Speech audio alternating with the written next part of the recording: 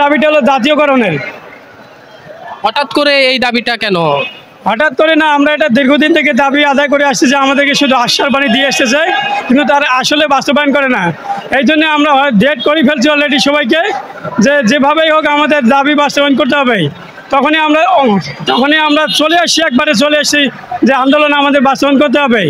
এবং এসে দেখি যে অনেকগুলো লোকজন হয়ে গেছে, আমাদের খবরটা সব মিডিয়ার কাছে পৌঁছতে পারে এবং প্রধান উপদেষ্টার কাছে পৌঁছতে পারে, আমাদের জন্য তাড়াতাড়ি সাকসেসফুল হতে পারে, তাহলে আমরা কামিয়াবি হয়ে যেন বাড়ি যেতে পারি। এবং আমাদের যেটা দাবি হলো যে এর চেয়ে বড় কষ্ট ঈদের সময় কাউকে বলতে পারি না যে আমাদের বোনাস হয় নাই, যে সবাই বলে যে বোনাস হয়নি, কথাটা বিশ্বাসই করতে পারে না। একটা ভ্যানে চড়তে গেলে 5 টাকা যা 10 টাকা ভাড়া নাই, নাপিতের কাছে চুল কাটতে গেলে ঈদের সময় 30 টাকা যায়, 60 টাকা নাই।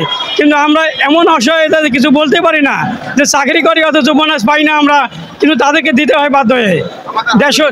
এবং খরচপাতির এত দাম বাড়ছে, আমরা রোবট সিস্টেম হয়ে গেছে, আমাদের কোনো বেতন বাড়ে না কারণে আমরা কোনো বুদ্ধি পাই না কী করবো না করবো, বাড়ি আসতে পারিনি, খরচ করে আসতে এরকম অবস্থা, অসহায় দিন যাপন মানবতার জীবনযাপন করতেছে।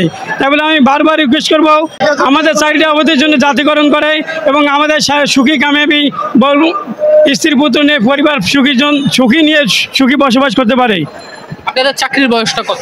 আমাদের চাকরি বয়স 12 বছর 11 বছর চলতেছে। এখন মানে শুরু থেকেই আমরা আন্দোলন করে আসতেছি, শুধু মিথ্যা আশ্বাস দিয়ে আসতেছে বিধায় এইভাবে জোরালো আন্দোলন করে আসছি আমরা। আমাদের কোনো দাবি নাই, আমাদের একটা দাবি চাকরি জাতীয়করণ হলে আমরা সব খুশি, আর কোনো আমাদের দাবি নাই, এইটাই আমাদের চাওয়া।